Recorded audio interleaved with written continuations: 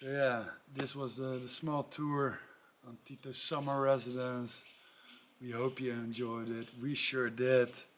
And now we'll be on our way towards Split while visiting some small villages and hopefully still find some war history.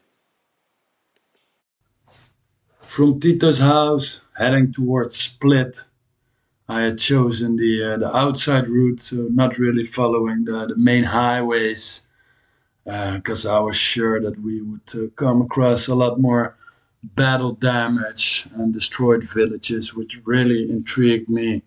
And yeah, here another example. So another town, another village destroyed. It's just along this route, everything. That's why I took this route. Didn't want to take the main road to go through all the small villages. And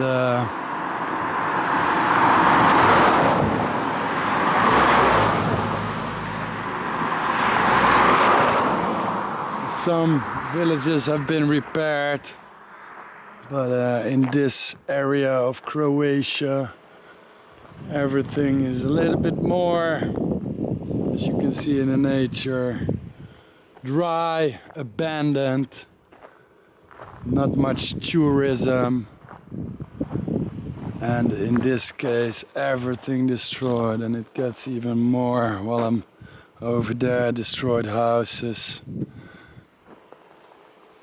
This one totally destroyed. Some industry building totally destroyed. Gonna have a walk in here for you guys. Over there another monument. IX, I guess that's, I don't know, Latin letters. Didn't pay much attention on lower school when I was there, so you guys can help me out. You can clearly see the design style from the Soviet times, the brute design, and also here battle damaged. So yeah, we're really driving around here with an awkward feeling, I can tell you that. Just war-torn country, I cannot say it in a different way. And I had not expected that from Croatia. I was thinking about more going to the tourist parts, but that changed after I saw the first battle damages. And yeah, I could clearly see it. That's some large caliber. And here are the smaller ones. No, that's actually, there were probably tiles on there. Yeah, you can see it there, the tiles.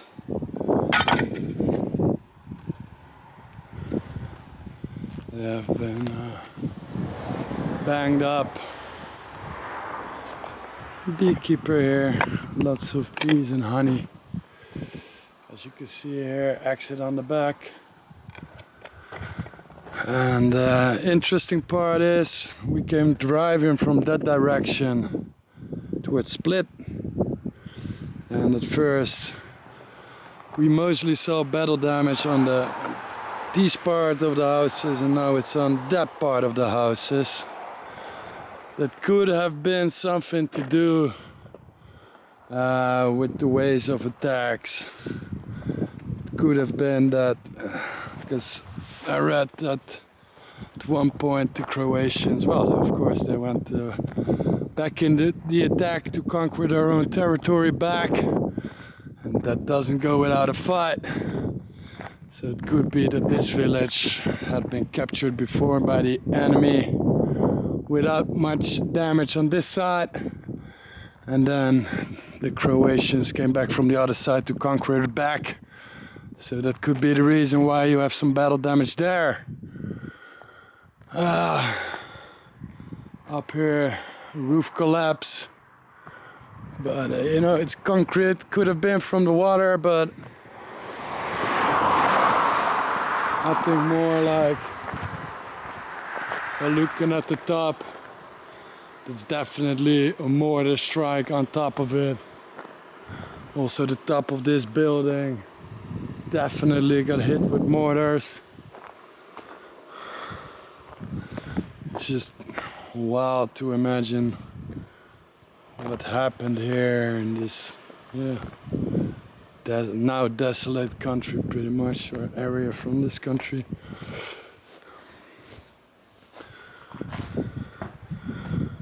Totally. Look, also over there, they did patched it up at one point, but I think they just gave up. See, this has been cleaned up at one point.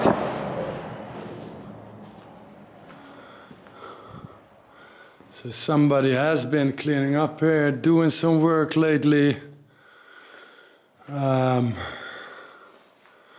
So it could well be somebody still has got some plans with this building. But yeah, up here, look. These are all, this is concrete floors with wood attached. And mortars came from above. Well, you know what happens then.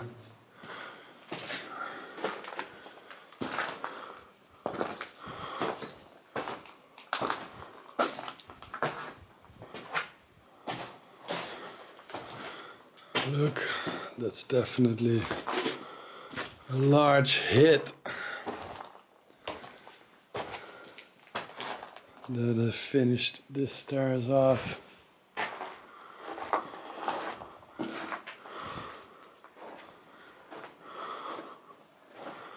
Yeah, this really reminds me of the images I saw from the war when I was a child.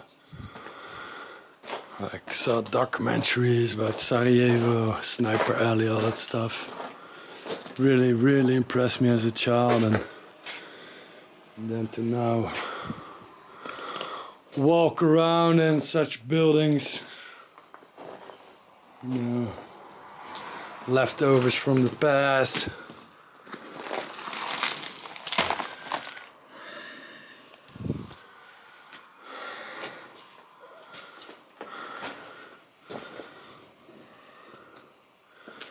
Monument.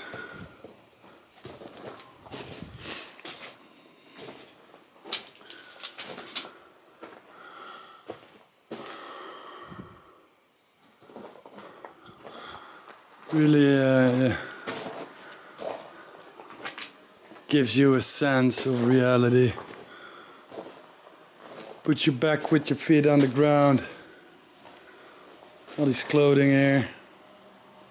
Well, what's the point of having these clothes here? The whole building, bottom is clean, and here you've got this shit. And would somebody go upstairs and after the war leave these clothes there?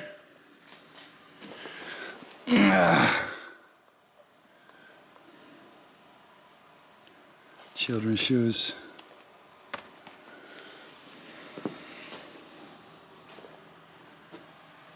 Makes you wonder what happened here.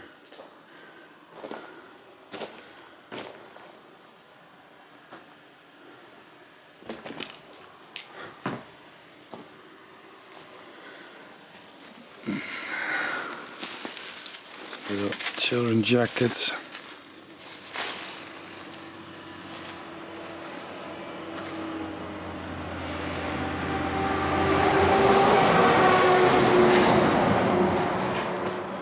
Yeah, the Dutch were at one point in Bosnia, Srebrenica.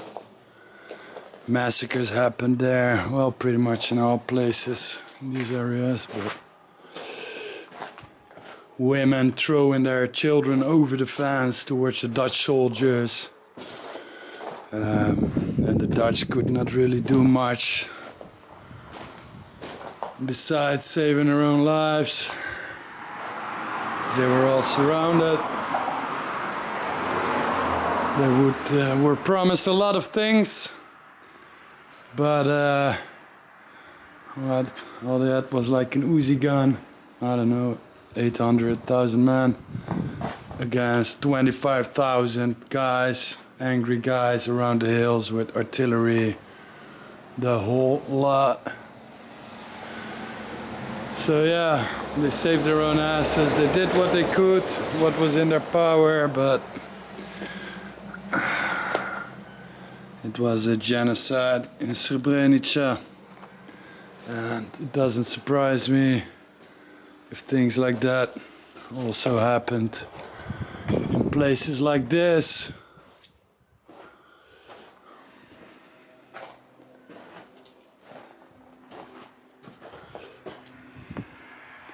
So yeah, let's see if I can. It's kind of fucking tricky. I don't know if I want to do that, to be honest. But I think you got a clear thing of how this side of Croatia looks like. It's still very, very vivid. You see it everywhere.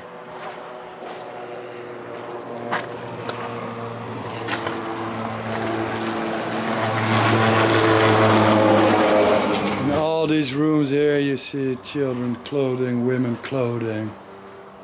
No men clothing, nothing.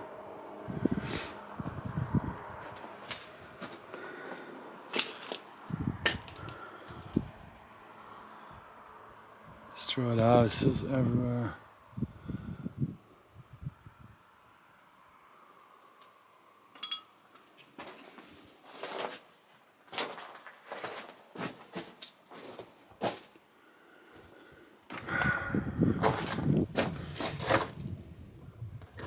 One burned room. This side is good. Inside completely.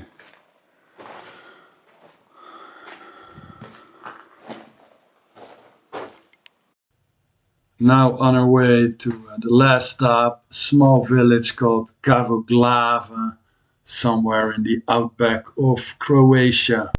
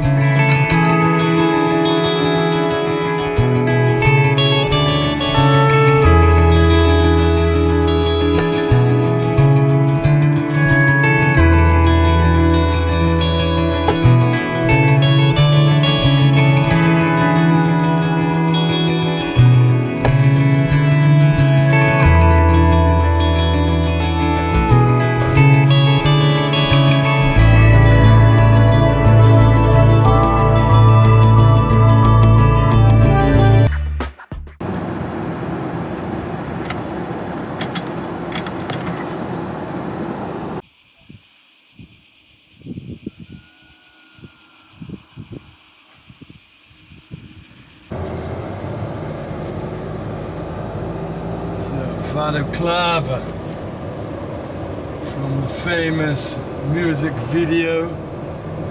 Small village in rural Croatia. Maybe, I don't know, 80 houses. The song they made is about defending this village together with friends and family. They took up arms to fight the incoming terrorists, and yeah, they definitely gave a good stand. The song became widely popular in Croatia and beyond. That's the reason why we came here. And we just met the brother of one of the band members, and he explained that back then his brother was living in Switzerland and the war broke out and he returned to the village to defend its village, and they made the song, most famous video clip with all the machine guns. So yeah, I was just driving in this village, saw this old man said I greeted him, explained to him why I came for, and just, one big smile that this strange foreigner from the Netherlands comes to see the most famous Mr. Thompson. I had never heard of him, but he's really famous here locally, that's for sure, in the village. Yeah, no bar here, because he said, well, all the young kids, they all go to Split. This is really like a small mountain village, and like in any other country. Over here is the local church from the small village. It's actually the size of the village pretty much. Churches are very important, especially in small villages. And I can understand that after all the things that happened in these areas over here. So yeah, a really impressive song with very strong lyrics, and of course a little bit of a funny video clip. But after we arrived here, doing some research on our own and getting some tips from friends from Serbia, Croatia, Slovenia, it turned out that, in the post-war years, this band, there was some controversy about. I saw some images of young kids going to their shows with Ustasha t-shirts. And I do not think that's a right thing to do, considering the Ustasha history that they have here in Croatia. The song itself, I think it's a really strong, powerful song about defending your village, dedication to defend your motherland. I can totally understand that. But we live in 2024. We people should be a little bit wiser and not promote Ustasha or Nazi things like that. It's not correct. So in that way, I do want to take a little bit of distance from this band. Look up the Wikipedia page yourself and make your own decision about the band Thompson from Croatia. Brand new village church, really fancy, even fancier than the most houses here. And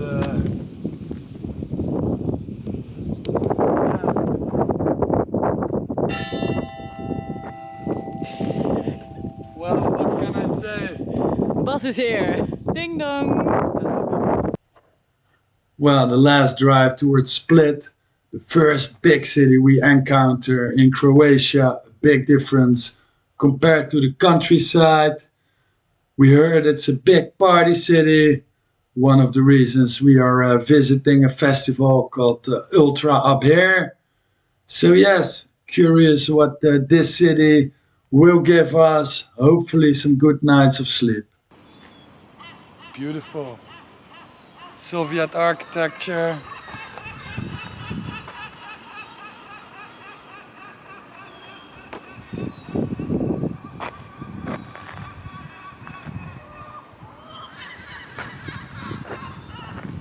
This is a big difference with where we were before.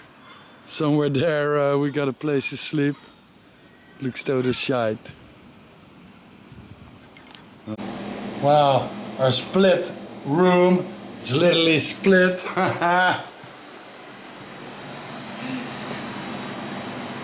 This was the best option we had, and we don't complain as we have air conditioning and it actually works.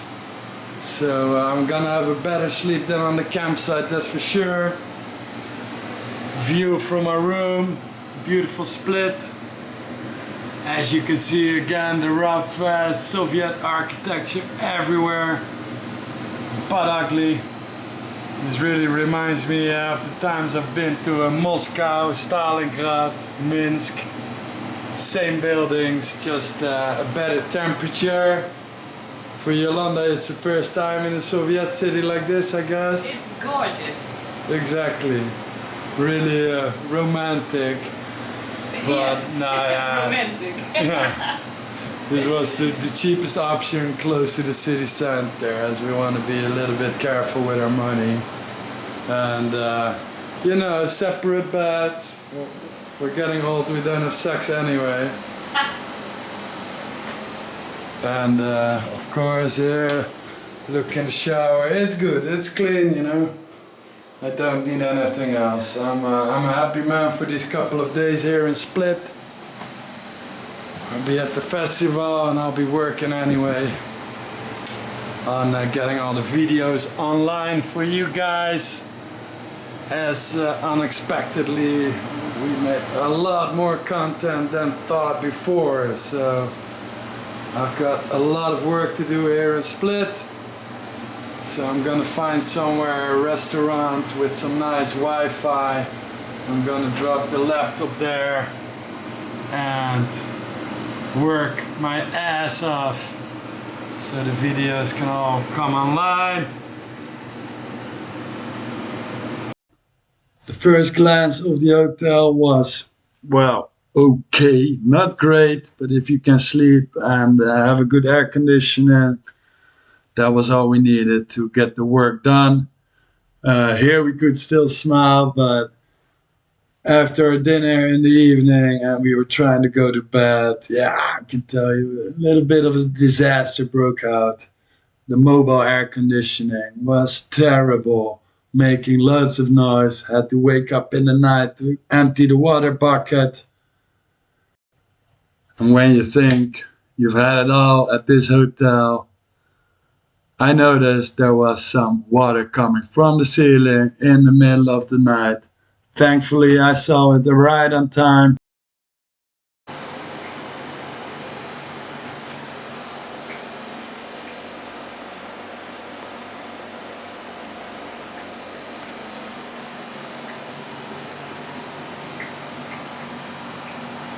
And we already had some rough sleeping nights. We were grumpy. Good morning from Split, Croatia. We had a fucking terrible night here. You know, we went a little bit budget because this trip is really expensive and we don't have money growing on a tree anyway. So all we hoped for was a room with air conditioning. If the rest is terrible, it doesn't really matter as long as we can sleep good. But apparently they call this air conditioning. And well, I work in air conditioning and I can tell you this is not an air conditioning. This is a mobile air conditioning. So you can imagine if you want to have a nice, easy sleep here, and you've got this machine blasting next to your head, and you have to put 2 alarm clocks in the night to empty a water bucket from the condensed water. That's not really comfortable, you know. I've got 2 work days planned here. I think I had 3 hours sleep. Besides that, I found out last night there was a leakage in the room. So we had water coming from the ceiling on the bed and all Jolanda's stuff. So no, we were not happy. Thankfully Jolanda is really sweet. So we still had an okay night. But no, we're gonna cancel this hotel and get the refund. So first day is Split. So this is our new room, much better than the room we had last night. Pretty good air conditioning. Fresh and clean. Fresh, clean, cutie. So yeah. And cheaper than the last one. Yes, exactly. The last one, in other words, we got screwed, really. Yeah. That was like tourist trap to the max. What a difference, you know. The last one, I guess they kind of set up a hotel, which is not actually a hotel but a student house. And when Ultra Festival is on, they just open it up, they kick out students, they raise the price, they put in some cheap bloody air conditioning. And people come there and then they complain, but the money is already in. You know, even if it's one day, they've had their profits, you know, they don't give a shit. It's terrible. I don't like that stuff. But still the separate beds. Separate beds, yeah. Bas and I have to deal with each other for a few weeks, so separate beds was the best choice. It's actually a good option. Then just just leave me alone. Leave me alone. See you tomorrow. See you tomorrow. Yeah. No time to be a romantic up here. So I'm gonna show you roughly the road we have taken in Croatia now. The map is a little bit too small that we brought along. But our first stop near the waterfalls, that was here. So this was the first stops inland Croatia. On the left side here is where our first camping was. Here is the area of Plitvice with the waterfalls. Here the Zalijeva Air Base.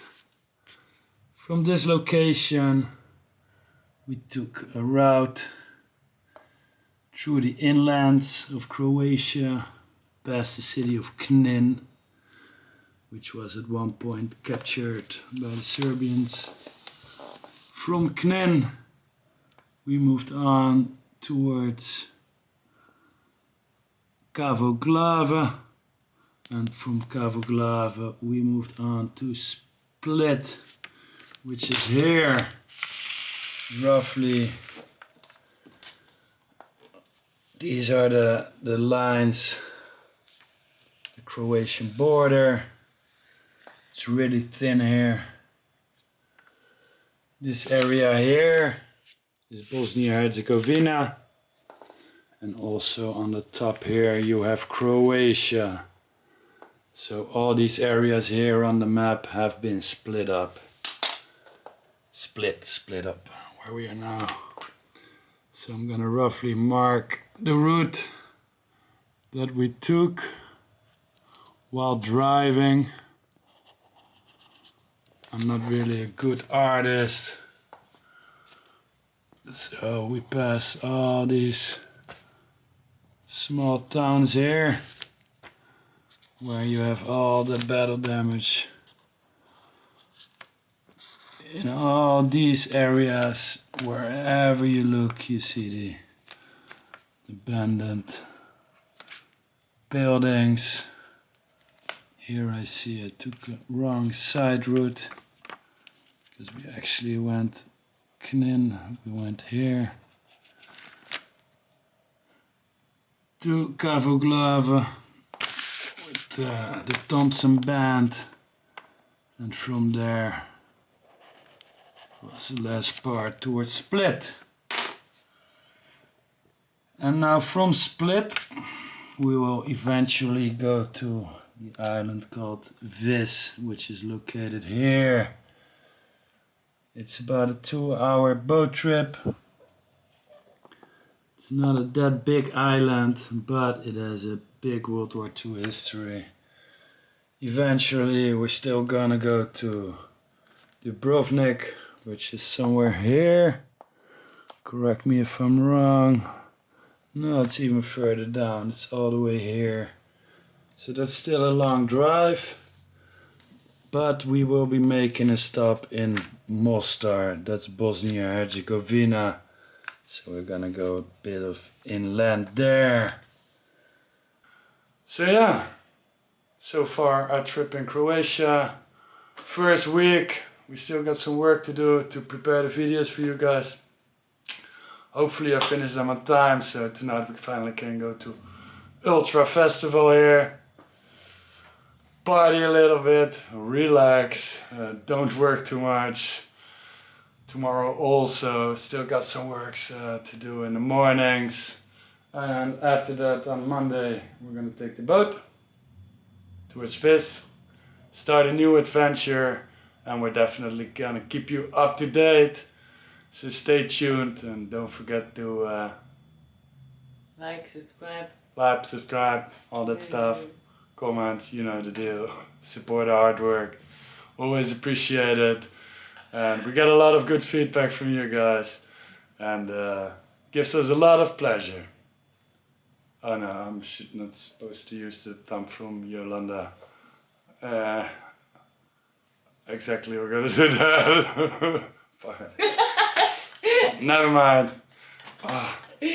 See you next video.